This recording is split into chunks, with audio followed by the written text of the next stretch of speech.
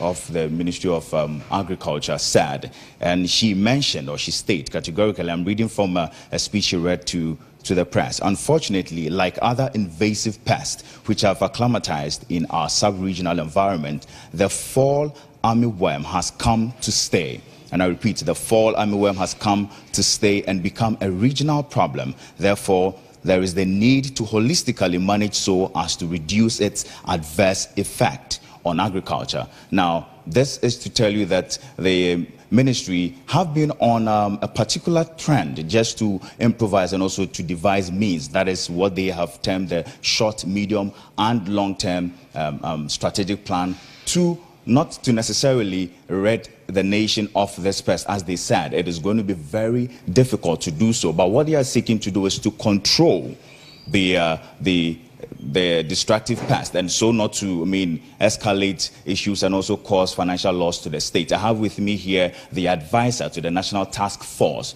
of the fall armyworm, Mr. Kwesi Kobo, who we are just going to engage, and he will just tell us the technicality in this long, medium, and short term that we are looking at, because we understand that some farmers are still, struggling to recoup from their investment. But as I asked the director earlier, if they have managed to resolve that, and she said that she can't make of any account of any farmer who is struggling at the moment, because the ministry has done its best to resolve the matter. But he is here with me, and he will let us understand the technicality of this whole holistic approach to resolve or control the situation. Now, thank you very much. You are live on GH1 TV. Yes. Tell us, what is into this long, medium, short, medium, and long-term plan that we have as a strategy to control this pest? Okay. Last year, at the outset of this infestation of fall armyworm, the minister considered a task force made up of staff from the ministry, from other agencies, and also our development partners, USAID, and other development partners, different and so forth, to help come up with a strategy to address this, especially when you look at it as a regional problem. So FAO is also a major part of the task force. Now, we developed a number of strategies, both short, medium, and long term. Short because initially, once you have the problem, you have to deal with it. So what was our strategy? The strategy was to educate our farmers about detection of signs, symptoms of the fall armyworm, and also deploy pesticides all around the country so that farmers who are affected could go and assess it, and also train the farmers on how to apply the chemicals properly. In the medium term, which, because these are seamless, is that we are continuing with education in the medium long term, but we are now shifting our chemical focus into what we call biorationals. These are more biological chemicals, and the pests then tend to not to build up resistance to these chemicals. But most importantly, we've also, the fall armyworm comes from the Latin America and Americas, the semi-tropic areas. So we also felt it was important to also liaise at a global, regional level with also Brazil, who is a powerhouse in agriculture, and also understands, and they've managed the fall armyworm and reduced its impact very significantly, to see how they have gone about it. And the approach we are using is a similar approach they've also used. That is chemical application, biorational, and then moving to biological control, where you introduce what we call parasitoids. Now, they go in there and then they eat the eggs and help reduce the population. We've also done over the last year. Just to cut you now, on the vein of sensitization or educating the farmers. Now, it appears that the education is in a more robust manner, so farmers can't seem to understand what they are to look out for, what they are not to look out for. What are the basic things they are supposed to actually look out for when they see these symptoms emerging at a very early stage, to identify that this could be a threat, or it just could be a sign of a fall army invasion? Well, we developed a lot of pamphlets and materials, and what is that for? The eggs, you see window panes on the leaves. Those are the signs that you have the fall armyworm. And once they see, they have to report to the district or the local agricultural extension agents, and then to the district office to report them, and then they can have access to these chemicals. Also, what we've also done, and it's part of our strategy, is that we have trained Enobwa spraying gangs in various districts in this country. And we've trained them, and we've also trained community farmers, because they consider non-violent gangs to also help provide support to their colleague farmers so that they know how to apply the chemical properly. It's critical. Get access to the chemical. First, detection. Learning how to detect that you have the problem.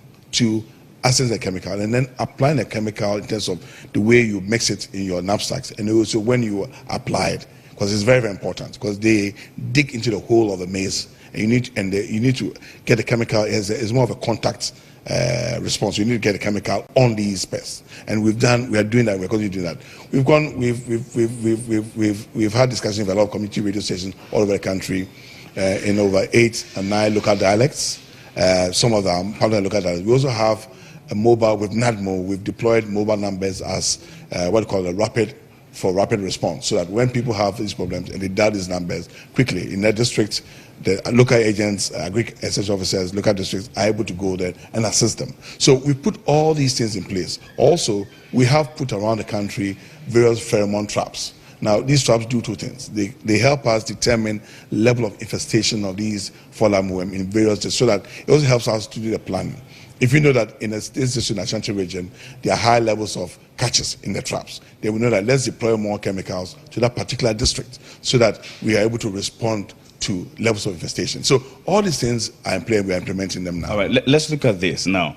The minister last year said that they have, the sector ministry have defeated the fall armyworm. The Council for Scientific and Industrial Research also made the nation aware and called on governments that there could be a resurgence of these adverse or these destructive fall armyworm, and that is exactly what we are seeing today. We are saying that the ministry is saying that there is no such thing as farmers still struggling with this, because we are still working on it, because all those that were affected are still being controlled and being attended to. Can you tell us that, is there a situation like that, or we are still having the situation overwhelming the ministry?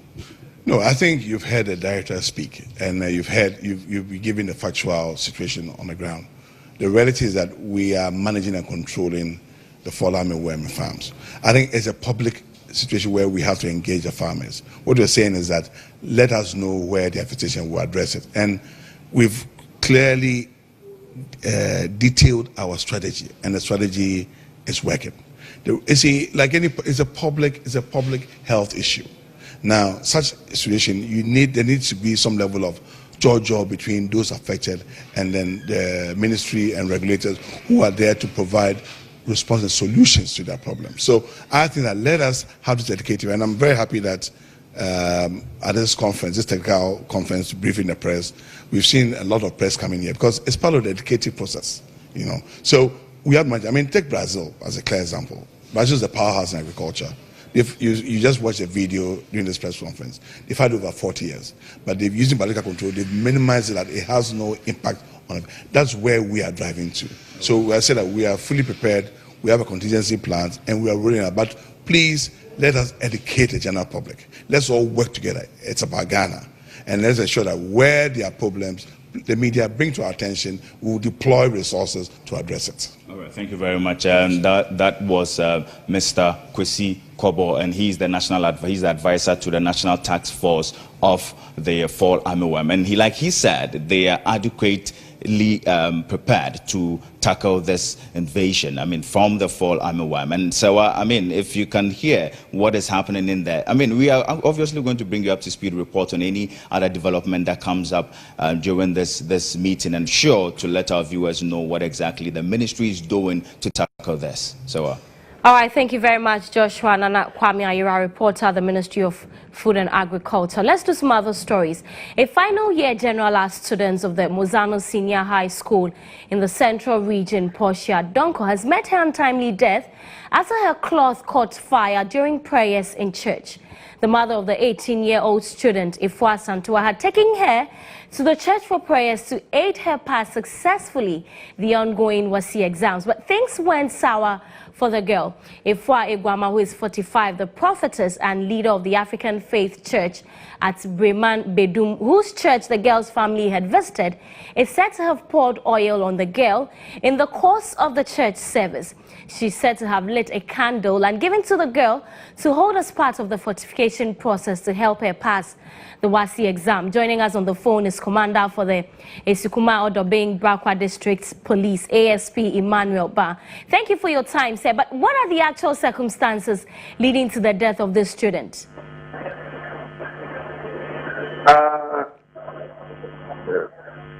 The girl in question, Portia Donko, and the mother went to a prayer meeting. So during the course of the prayers, prophetess Ifwa Ogwawa administered oil on the body of the girl, Portia Donko, and later placed lit candles in a palm. And the candlelight exploded and bent the clothing of the girl and also caused bodily harm to the girl, who passed away on the 11th of April while receiving treatment at Ghallywood Teaching Hospital. The prophetess is in police custody assisting with the investigation at the moment. So far. And so I know that you have picked up the prophetess. What have you been able to gather from her? What kind of oil did she pour on the girl? Was it an anointing oil or cooking oil? It's an oil. So we are conducting investigations to establish what type of oil is it. And ASP, so when the girl's cloth caught fire, was it as a result of the candle? Did you hear me? ASP, did you hear me? Come again. I asked that when the girl's cloth caught fire, was it as a result of the candle that was lit and given to her? Yes. And no one could stop it when her cloth got fired to the extent that she had to die? Yes.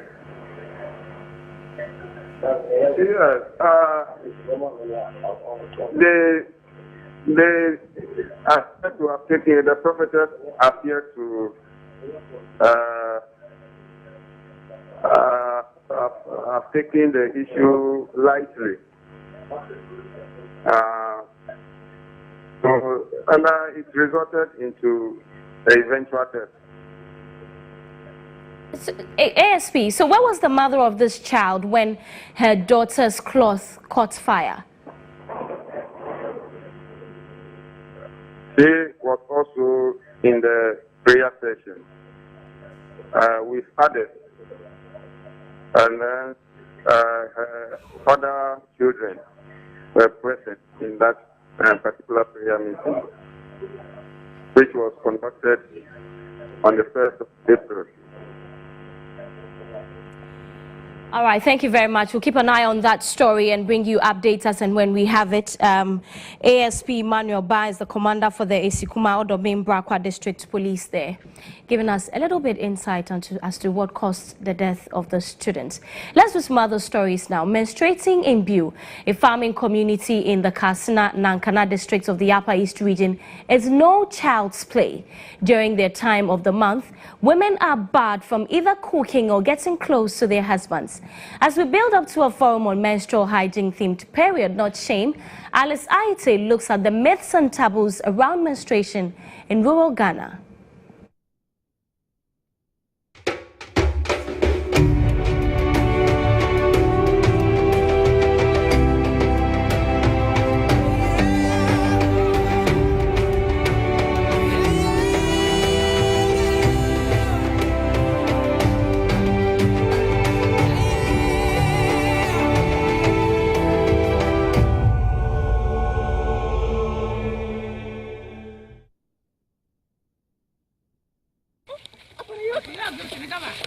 The mainstay for women in Bu is rice farming.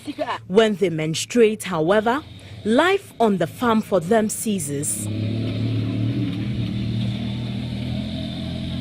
Menstruation here is considered a bad omen, so to avert major losses, a woman in her menses must stay far away from the farm. 28-year-old farmer Apingu Chrysanthus reiterates this, insisting that even if there was an absolute urgent need for it, he will not allow a woman in her period on his farm.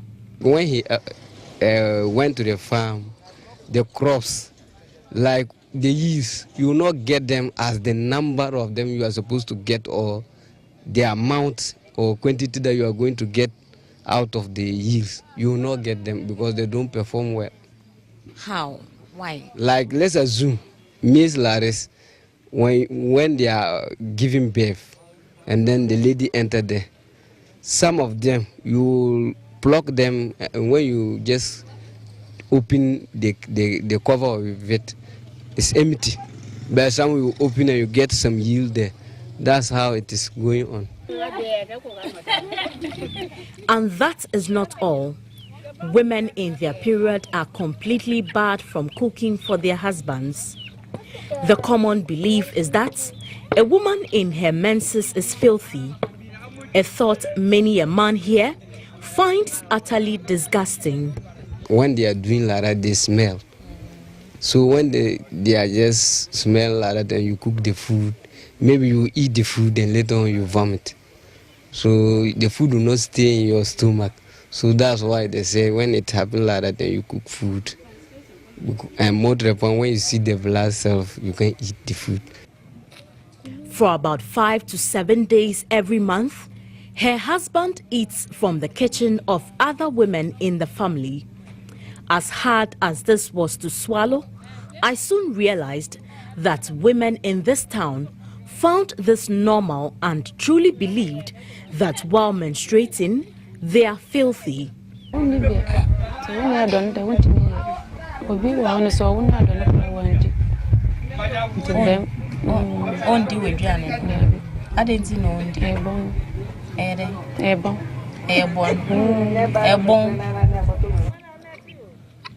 In some homes, on the other hand, where some family members have lived outside this community for a while, proper management of menstrual hygiene is held high. This woman has 4 daughters, all of whom use sanitary towels during their menses.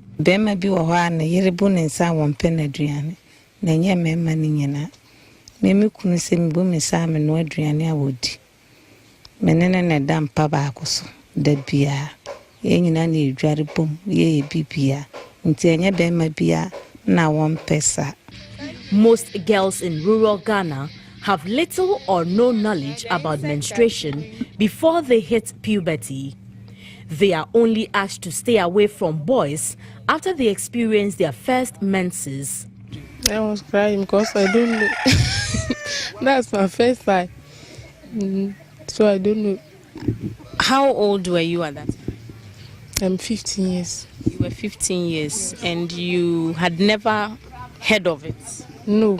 It was after you saw it that you went to your mother and then she explained. What did she tell you? She told me that if you're growing up, you have to get that one. She told me that that if they scam, I should be careful. I shouldn't move with boys. Menstruation is considered a highly sensitive topic in most rural areas, hence a deafening silence on it. But many stakeholders believe that by breaking the silence, women and girls can break barriers to manage it. Alice Ayite, GH1 News.